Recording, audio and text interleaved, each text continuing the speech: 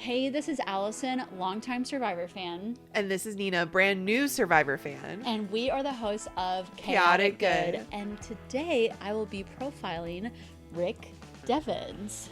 Okay, Rick Devens. Do I know this name? Has this person played with another player? He played with Aubrey in season, this is him. Oh, nice. Okay. In season 38, Edge of Extinction. Okay. I was wondering because the name sounded familiar. He also hosted a season of On Fire. Maybe even the first On Fire like that podcast. Oh, that a Jeff podcast. Brooks. I was like, what? On Fire? I'm like, there was a, my head goes to like, there was a TV show named On Fire. It's like, yeah, we just set people on fire and see who can hold on. No, Jeff Probst came out with the official Survivor podcast. This is your unofficial Survivor podcast, Chaotic Good. Hi. Thank you for listening. But yes, Rick Devens is a reporter from Macon, Georgia. Oh, hi. Okay. Very close Georgia to boy. us. We are in Athens, Georgia. Yes. And I actually went to college to become a journalist. I know. So it feels close to me. Also, Savannah is a reporter that lives in Atlanta. So anyway, these are my pals. These are my people. So when he played his first season, he was 34 years old. Mm-hmm. And he came into the game and he wanted to come into the game like the Kool-Aid man. Okay. Crashing through a wall. Let's take over the game. Because Rick is this relentlessly upbeat and optimistic player. Okay. And that is really, it's interesting to see his trajectory through the season. Mm-hmm. That I think so essentially I'll just get to it. So he is an underdog story where the jury actually loves the underdog. Because I was telling you when I was recapping is that sometimes the audience, mm-hmm. USA, us, we love the underdog story, but mm-hmm. like Aubrey going through co-wrong, we love her underdog story. Mm-hmm. We love her like misfit geek to getting all the way to final tribal council and like dominating the game. But the people on the jury are like, yeah, but we don't love it. Yeah. We're not rooting for this. I'm not rooting for this. And we're not gonna let you win at the very end. Mm-hmm. So Rick Devens does a really good job, and the mechanics of the game also make it so that the jury is actually obsessed with him. But I think part of it is his relentlessly upbeat and optimistic personality. Cool. That he just kind of can break through things with like his big smile. Okay. He also makes jury theta. Like I think like Rizzo and Rick Devens in a tribal council together. Wow. Okay. It would be a lot. It would be a lot. It would be a lot. Bring your popcorn, bring your soda. It's going to be a while. Yeah, exactly. Well, I think it's like he's a journalist. He knows the beat. He knows the story. Like, I just think he has this, like, showman. Well, yeah. Like, and I think also, like, being a news person, it's like the time is now. It's of the essence. Yes. And things can change on a dime. Don't put, if you've got something at play, don't put it in the deep freezer. You're going to play it right now. Or you're going to say it. Exactly, exactly. So I profiled a little bit of Edge of Extinction to you for Aubrey's last season that she played. But she was out pretty early and then spent the rest of her time on the edge. On the edge. On the edge. You're going to get a full understanding of the season with Rick's season. So, as you may remember, that season had 14 new castaways. He was one of those newbies. Mm-hmm. And then 4 returning players. And the twist is that Edge of Extinction is similar to Redemption Island, but not the exact same, because Redemption Island, you would have these kind of like gladiator duels each episode, whereas this one, there's really just 2 entry points to get back into the game. Wow. It's at Merge and it's at like Final 6, and people can stay on the edge for the whole game. Wow. And they can stay until that Final 6 challenge to then be able to play back into it. Mm-hmm. And they all get spots on the jury. That's because wild. of that too. So it's like people never really leave. Yeah. They never really leave in this one. Wow. So he starts on the Manu tribe. Mm-hmm. And he's the funny guy, super outgoing. This is going to be him on season 52. Yes. 50 as well. As well. When I say 52, it's just 50, pause, 2. Because he is definitely giving like Labrador dog energy. Yes. Just like like I know the energy. I know this energy. Camp counselor energy. Yes. So his tribe is the mess. Is like the disaster tribe. Okay. But thankfully he is able to survive a few immunity challenge or a few tribal councils. Not immunity challenges, no. Not this tribe. But he is able. Reem goes out, then Keith, and then Chris Underwood, and they're all sent to the edge. Mm-hmm. Chris Underwood, asterisk, that name. Okay. So during this time on his original alliance, he aligns with David Wright, who is one of the returning players. Yeah. And he is like writer type, kind of cynical, very funny, almost Mike White adjacent, you could say. Mm-hmm. So then there's a tribe swap. And it's literally like his entire like Manu tribe except one person, Wendy. Yeah. Which is unfortunate. Because Wendy was going to be the next one to go. But now she's like gone. So somebody else has to be voted out. Yeah. And it's Rick. Okay. It's Rick Devens. And that's it. That's the story, guys. And he's now returning to Survivor 50. Psych. He's going to the edge of extinction. Stop. And what I should mention.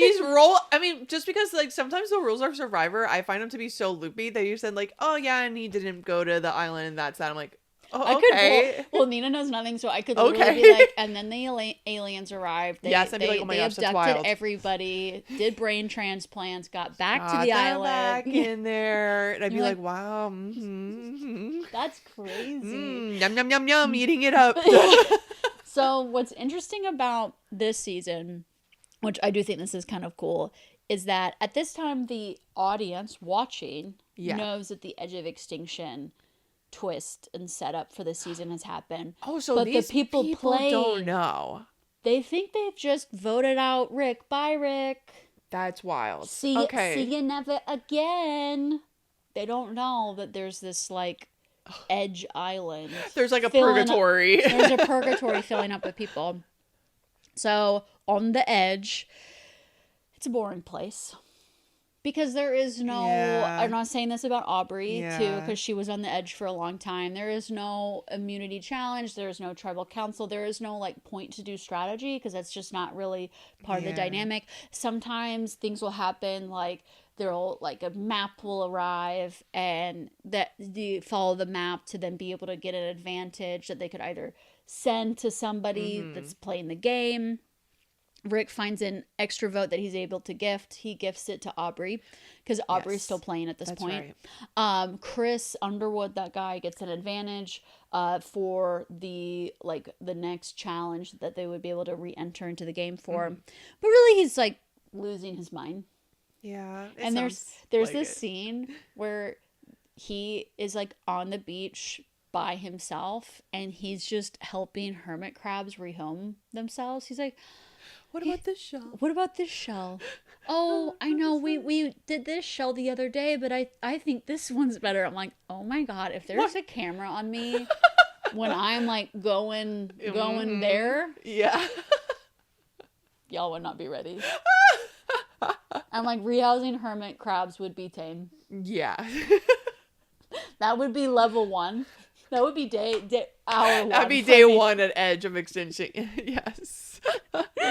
Oh my gosh. I mean, the thing I'm picturing, because I again have not watched the season, so I don't know, but I truly am picturing like the most desolate place. I'm picturing like where Scar lives in The Lion King. Yeah, like with the hyenas and stuff. Like that's kind of what I'm picturing. It's essentially the two of us and our girlfriends, we go camping every summer on an island. We bring a lot of food though. Yeah, we bring goodies. We bring like sun cover, like beach attire, beach stuff. But essentially, it's like I would just be playing in the ocean all day. Yeah. That is true. You have said And that. I would just be like, where's Ozzy? Yeah. That's when you're like, Ozzy. Ozzy. I need someone catching fish for me. So then we get to merge. And Jeff's like, all right, come on out. Come on out. And everyone's like, what? And then all of the people they voted out all come back. They compete in this merge challenge. And Rick wins. Oh, amazing. Rick wins the challenge and is able to re-enter. At this point, Aubrey is not able to re-enter. She does not re-enter the game. Also, Chris Underwood, asterisk mark, does not win and is not re-entering the game. Just Rick. So he should be the target. Because, I mean, hey, we voted you out once. Yeah. Let's get you out again. Let's get you out again. But people want to work with him. And this woman, Julie, thinks it's morally wrong to send someone back to the edge. And he's like, it is. It is. Remember back to the hermit crab. So, right, people? That's what we're dealing with. Oh, when he probably said goodbye to the hermit crab's like, okay, bye. I don't know if I'm going to be coming back. So you take care of yourselves, okay? Great. I've left some other shells here for you that you're welcome to use, okay? Just don't be a stranger. So he is literally gifted an idol from production. Like, he just opens his bag and there's an idol there. Okay. And it's this, I'm going to explain it to you just because this is what it is, but it feels like a lot of yada yada. But it's essentially, he has to give half the idol to someone else. Okay. And then if he survives that tribal council, then that person gives that half back, and then it's his own full idol again. So essentially, it forces him to tell someone else that he has an idol. So he gives that other half to David Wright. Okay. The writer type guy. Yes. So at that at the next tribal council, he is unfortunately blindsided with one of the people he was aligned with. Not David. This guy, Eric, is voted off. So at the next tribal council, the fear is that David, his number one alliance, is going to be the next one to go. Darn, no. So this is when Devens is like, I got some work to do. Yeah. At tribal council. Let me cook.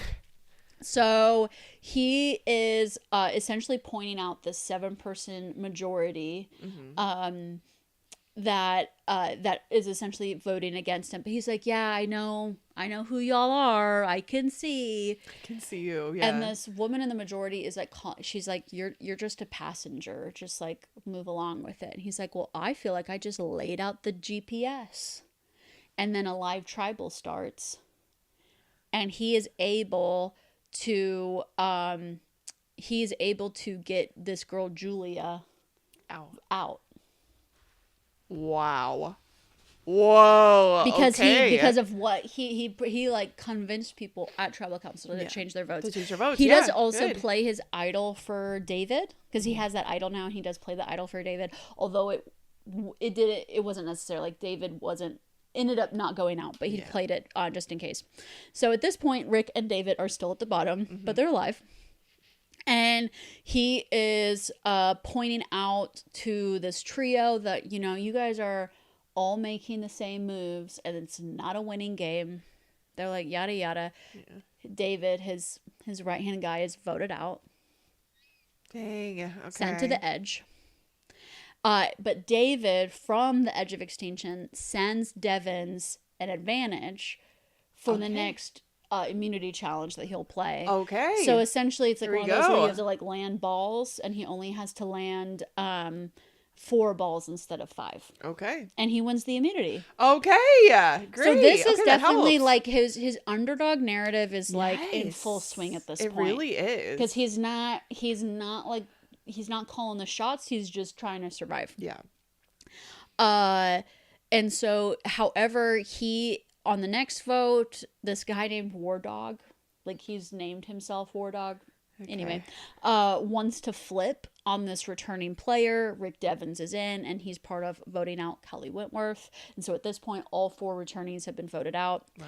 However, Devens is next on the chopping block because he's so well liked by the jury. Yes. And this is like what I would say is like he is I think part of him being an underdog that the jury likes is I feel like other people who play the underdog are just kind of like, they have this like, yeah, and they're attitude, fighting, but they're yes. like fighting with like resentment. Yeah. Or they're like Yes. persevering, but it's like they're Yeah. pissed off about it. He's like the opposite of Genuine, that. yeah. He's like big smiles, like I've got this, let's go. go. He also Yeah. wears a tie to tribal councils.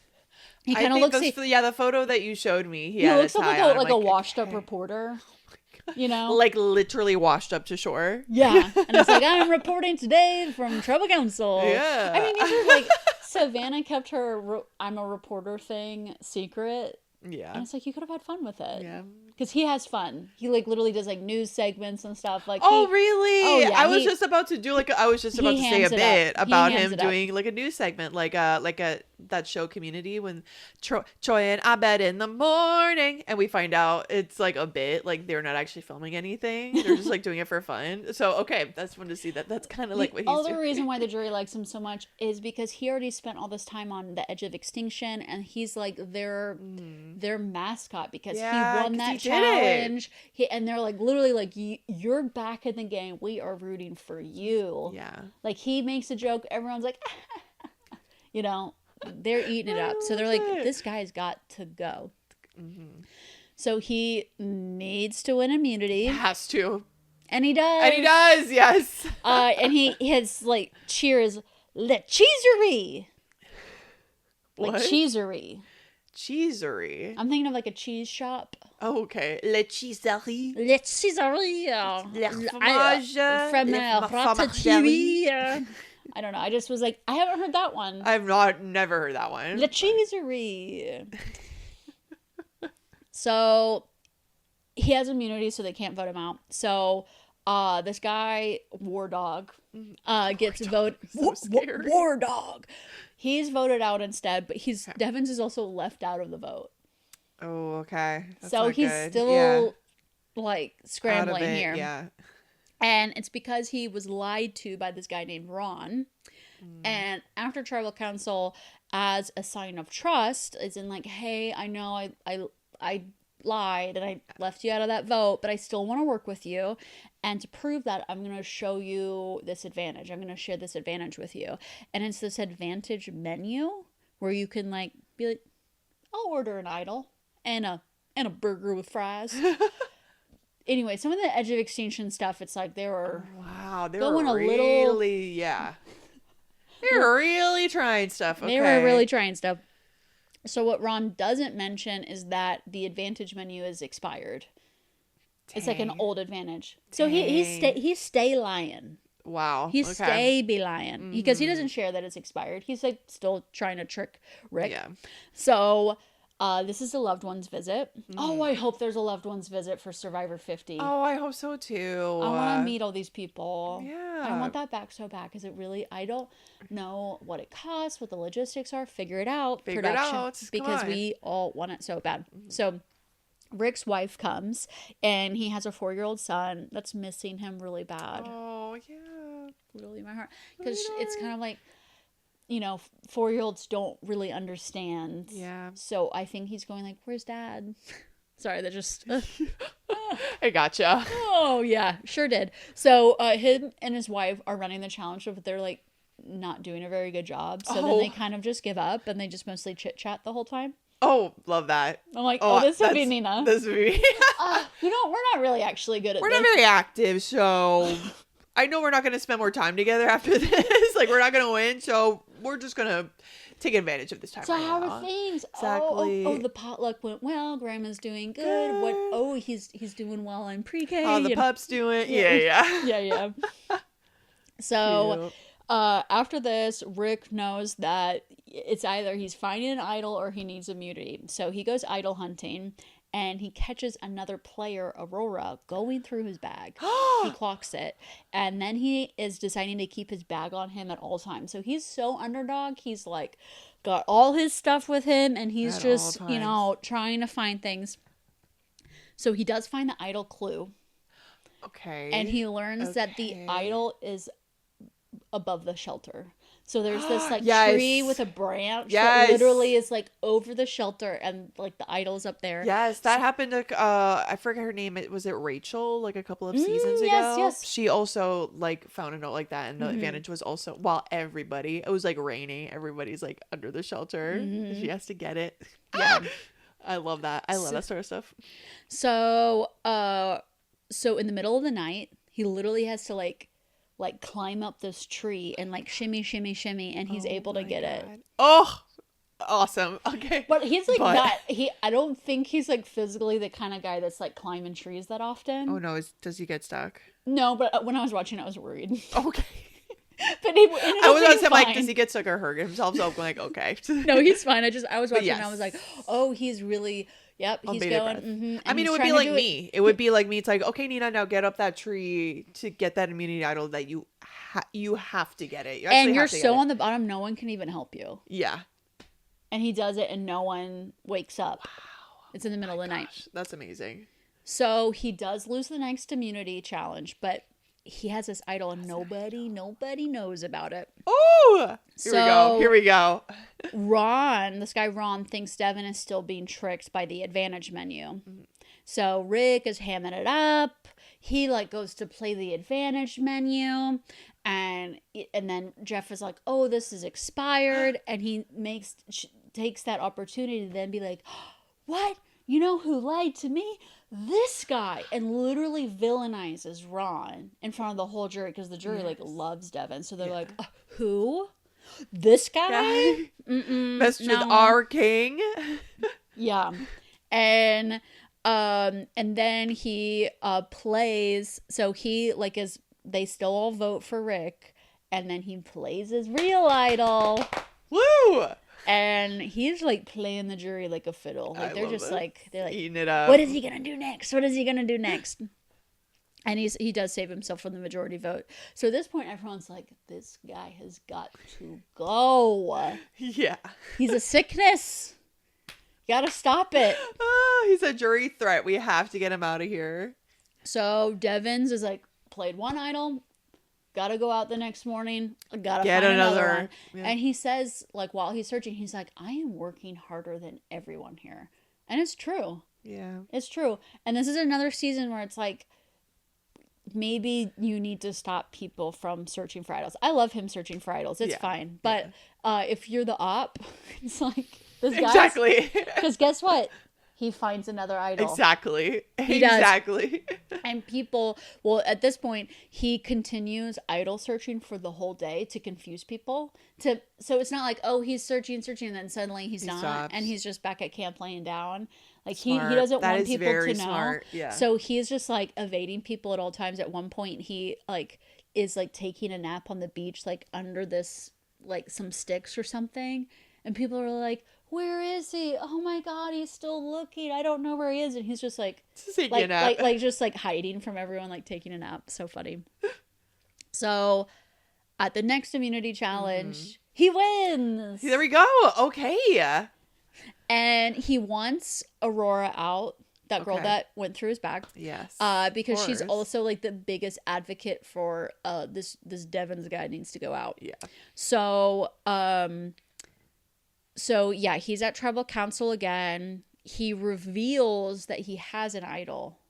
As in like, oh, this little thing, but he doesn't play it because he has immunity. But he's like like I'm not, don't think, you know, there's going to be more runway with this guy. Wow. So Aurora does go out from there because he also is like, and she went through my bag and all of that. And so at this point, the Edge people. Oh, this is their second chance to come back. This is their second chance. Okay. Mm-hmm. Okay. So this is the final Edge challenge for another person to come back. To get back in. And Chris Underwood wins the challenge. I had a feeling. I was like, asterisk mark. You know, hey, I do that sometimes with you. Just to check if I'm really listening during these things. And yeah, so he comes back. So essentially, Chris has not played since like day 5. That is wild. Yeah, it's another reason why I feel like this whole setup is not fair, because I just don't think it's fair that he gets to come back after all this time. And literally the jury, he's spent 28 days.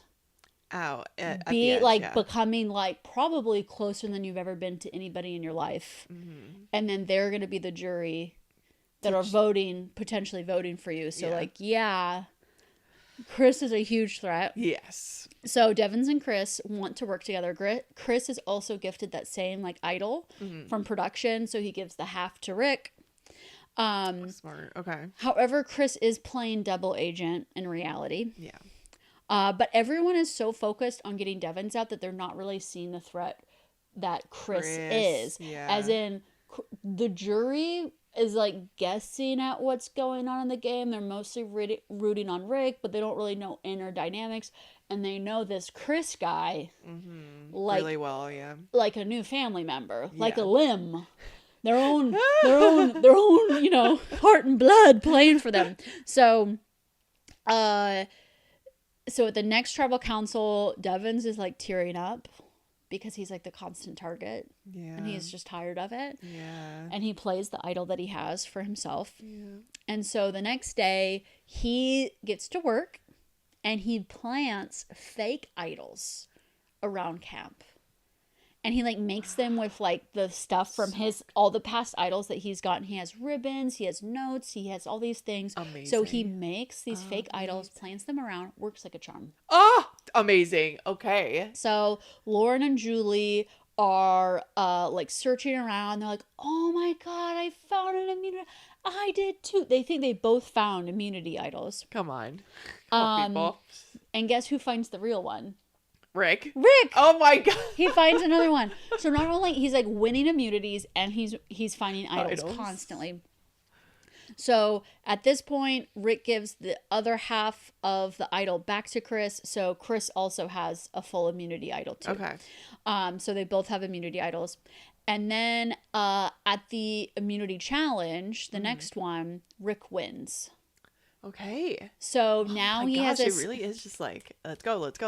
On to the next. Yes. So he now has a spot at Final Four with that immunity challenge win. Good. So at this point, he has 4 individual immunity wins and 3 idols are found, and the jury's obsessed with him. So at this point in Final Four, he is trying to like make a Final 2 promise with people. Because he really doesn't want to make the fire. So he's trying to get he's trying to make a Final 2 promise with this guy Gavin by saying, hey, I will play this, because now he has this idol that it's like his last night to play it, but he has the immunity. Okay. So he plays the idol for Gavin. Chris plays the idol for himself. Oh, and Lauren and Julie, who think they have idols, they play them and they're fake, and it's like, gotcha. So, at the Final Four immunity challenge, Chris wins. Not Rick. Okay. Oh, no. And everyone at this point wants to challenge Rick to fire. Yeah. Because he's the biggest threat. Yeah. And this is a whoa moment. Whoa. Oh, I think I know. Okay. What happened? It's just like, there are so many seasons of Survivor that it's just like game thinking on top game thinking. So Chris at this point could just be in the final 3. He could put anybody in to make fire against Rick, but instead he gives this girl Julie the immunity necklace. He's like, no, I'm gonna go and fire. Wow. I'm gonna sacrifice my safety. Yeah. And I'm gonna go and fire because people are like, why? People are like, oh my God, such a smart move. Because at this point, Chris has not been in the game for that long. Oh yeah, true. And he doesn't have many moves to say that he has. So it's this kind of like final Hail Mary of like, I'm gonna take this risk. I'm gonna make this big like display. And now what's crazy is that at Final Four challenges, Final Four fire making challenges, this is always now brought up. Yeah, it is. So I was about to say, like, when you started talking also about Chris, I'm like, why do I know that name? Like, where have I heard this? I'm like, Chris and Rick, where have I heard this? And yes, it's always brought up. yeah, it's like, oh, well, maybe you should. And people are like, what if I put myself in fire? Should I do this? Da da da. But I won the challenge. Why do I also have to do that? Like he's the one that planted that seed of doubt in people's heads. Yes, because he did it. Yeah. So Rick Devens loses in fire. Yeah. It's such a bummer. Such a bummer. But the show was all about him. Wow. He doesn't make it to Final 3, and Chris goes on to win the season. Wow. Okay, well. Yeah. Wow, and I do kind of like an edge of extinction person making it all the way through. I know you just said, like, there are quite a lot of things of it that are not fair, but I guess... I'm sure in their heads it's fair. You know what I mean? They did do it for one more season, and I thought it worked for that season. So they did it for the Winners at War season. And I feel like that worked because all these people were such huge players. They won their own season. They get voted out, and then you're like, wait, no, I don't want to just see them, like, gone. Like, I just want, they just got here. Okay, then, and that so works they better. did do an Edge of Extinction for the Winners at War season. Okay. And Natalie, who's playing in Traitors, who was Traitors season 4, she was voted out day 1. Wow. And then was, on the Edge Island the whole season, and then she was able to come in at like final 6 and got to the final 3 with Tony, and ended up getting like 4 or 5 votes. Oh, amazing. Oh, love you, Natalie. Yeah, we love Natalie. In my head, I'm like, I think she's dead. As in the game and of Traitors. Oh my gosh. Traitors. She's very much alive, but we do believe she has, by the time of this recording, we do believe she has been murdered. And in 2 days we will know the truth. Sorry, we're just on the edge of our seats regarding that. So I watched Rick Devens' preseason interview. Yes. So he says that he was originally told that he was an alternate for season 50. Oh wow, okay. Ooh, casting in their games. Yeah, why these games? Why do they do these games, Allison? Like, do people need to maybe other seasons I can understand maybe why they need to know that they're alternates, because maybe it is a sort of thing where they get flown out and it's like, hey, just really let you know, we really don't know if these other people So something a lot of it for it sounds like for a good amount of time he really thought he was an alternate, and so he did not think he was going to be playing in the season, and then they're like, wait, actually you are. So now he's like, oh, I'm ready to have fun. All right. And go crazy. But he's like, but I'm not trying to go too crazy. Like Kermit Crab level crazy? No, like finding idols every single day crazy. Because people like listening to now it's a totally different game. Yes. I can't imagine the seasons I have seen, which are the most recent seasons. I'm very much a newbie in the truest sense of that word. I can't imagine anyone will let Rick look for an idol now. I can't imagine that. No, that's so funny that if like in all the preseason interviews, people were like, yeah, if I see Rick with a hermit crab, no. I'm calling him better. No. Like, I'm not gonna let that happen again. He's a threat. I'm with the hermit crab army. No, everyone is terrified of his sneaky idol ways. No, really, everyone's mentioning it. Oh, I think in general, I'm a little worried for Rick because he, like I said, is bringing this super Labrador energy. He's bringing a lot of energy to the preseason. Like, I think he's like, hi, hello. And people are like, I don't know about this. Like Mike White, because we're about to profile him, and I was like listening to his preseason interview. He's like, yeah, he could go. I feel like Mike White is saying that about a lot of people. Am I wrong? Yes and no. Okay. You'll see. Well, because he himself is, he is such a super fan, like Survivor fan, that he knows these people so well and can like understand and read them so well and their strategies that I don't know. Well, I would say like why I mentioned Mike's why I mentioned that is because I think Rick might be having a little bit of a mismatch in that him having this like really gregarious, upbeat, optimistic, I want to, and also trying to be like, I'm just a fun dad. So I think sometimes being being that extra, it's actually doesn't it doesn't work. And so that's why I'm a little bit worried. But I still want to see him like do his thing on this season, of course.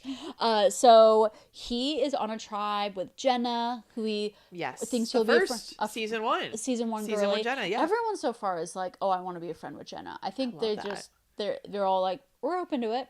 Ozzy, he's on a tribe with. He wants to be friends with him. He said, someone told me that to be close with Ozzy, you really need to approach him authentically. And in my head, I was like, so what are you doing with everyone else? Like, I think you should be approaching everyone authentically. So what about Ozzy's different? He also is on a tribe with Savannah. And he knows the other Georgian he's like, journalist. and she's a news reporter from Georgia. He's like, I love that. I would love to like play off of that. He's like, but she's probably a threat because, you know, Atlanta's a big market. He's talking in like newsy talk. Yeah. And he's like, yeah, and you gotta like really, you know, you gotta be kind of like cutthroat to get the right stories. So she's probably, you know, burned some people to get the right scoop. And I'm like, oh my god, tell me more. I love this. Like, I love this like reporter speak. Like him coming from Macon, Georgia. He's like, oh, in Atlanta. Ooh, Atlanta. Ooh. Atlanta reporter. Okay. Ooh, okay. I see big that. Big time. We're talking big time. And I'm scared. And honestly, I think he should be. He is on a tribe with Joe. Okay. And he is one of the few people that put him in the faux category because Rick is like, I'm not interested in an honesty and an integrity game. Interesting. He's not into it. Okay. Yeah. Whereas a lot of people are like, oh, he's stable. We have a good sense of who he is. He's not unpredictable. Well, he's very upfront about his strategy, or how he moves throughout the game. And he's a big, strong guy. Challenge beast. And Rick, interesting. At this point, is like, I'm not into that. And he's on a tribe with Cherie, and I also feel like he's one of the few people that has put Cherie in the faux category. Oh, okay. Because he thinks she has so many connections, and she's a threat. But I feel like a lot of people, they almost are really subscribing to this theme of like in the hands of the fans. That's like the slogan for the season. Yeah. And I think people are like, I want to be the player that gives the fans what they want, and they want to like. Fans want to see Cherie go far. Yeah. And so I think people are like not wanting to vote her out too early. Mm-hmm. Even if that might be gameplay in their best interest. They're like, but the show. But the show though. Yeah, the fans. The fans, they want it. He also like a lot of his like assumptions and observations and how he was deciding if someone was a friend or a foe was like how much they were giving him like eye contact, like energy wise preseason. Okay. Which I was like, that's interesting because the rule is that you're not supposed to interact at all. Yeah. And a lot of people take that rule. A lot of people take that rule very seriously. So he's like, oh, I don't get good vibes from her because she's not giving me anything. And I'm like, well, it's preseason. You're not supposed to be giving anything. And she's just like keeping it down low and actually following the rules. Yeah, what are you doing, Rick? And he's very like he's like doing this, and he wants someone to like do it back. Yeah, jazz hands back to him. And if he's not getting that, he's like, I don't know, there's something weird about them. And I'm like, I don't know about that. It's like, are you sure? Like Rick, there was just like kind of a big scandal about people talking. Oh, they don't know about that. Oh, that's right. They don't know about that. That's right. Sorry. Okay, I take it back, Rick. You don't know that. At that point, that happened like 3 weeks ago. Wow. Or like a month ago or something. Yeah. That's wild. So yeah, they have no idea because now I feel like preseason going forward, it's gonna be like, oh yeah, Handmaid's Tale. Like, nope, giving you nothing. Gosh, yes. Giving you nothing. Nothing. Fully Handmaid's Tale. Yes. So that is Rick Devens. Okay. He had a flashy season, and now he's coming back, and we'll see how he does on the second round. Yeah. So if you're enjoying these profiles, thank you so much for watching and listening. We're doing profiles of all the other Survivor 50 castaways that Nina don't know nothing about. Yes, like I said, I'm a Survivor newbie, so it's been very fun to have Allison give me some more context on who these players are and why it's important that they're here and why they're on Survivor 50. Yeah, because we will be recapping Survivor 50. And it'll be interesting because we'll have like a newbie perspective. We'll have a longtime super fans perspective, and I think it'll like make for a really good show. So, I think so. So if you're enjoying these profiles, please subscribe and listen to us as we recap what's gonna be an epic season. Yeah, an amazing season. I'm really excited. All right, take care. See ya. Bye.